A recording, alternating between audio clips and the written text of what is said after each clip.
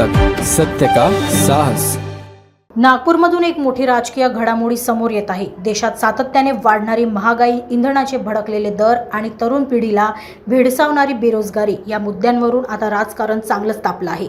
नागपूर शहरात युवक काँग्रेसच्या वतीने आज केंद्र सरकार विरोधात एक तीव्र आंदोलन छेडण्यात आलं।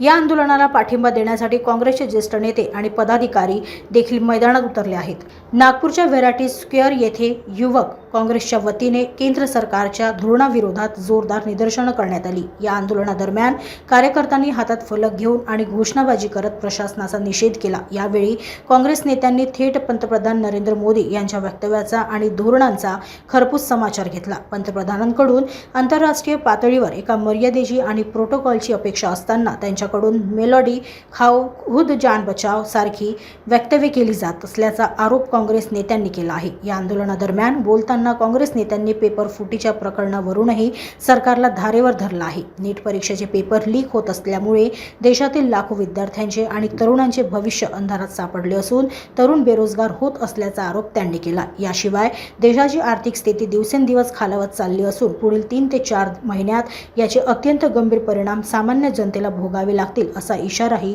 यावेळी देण्यात आला। सरकारकडे महागाई आणि बेरोजगारीवर कोणतीही ठोस उपाययोजना नसून केवळ गाजावाजा केला जात असल्याची टीका काँग्रेसने केली आहे। बहुत गंभीर स्थिति है। हमारे नेता जननायक विरोधी पक्ष नेता राहुल गांधी जी ने बार बार चेतावनी दी है।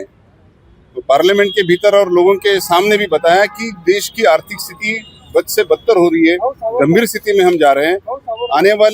आने वाले 3-4 महीने के बाद इसके परिणाम निश्चित तौर पर बहुत गंभीरता से दिखने वाले हैं।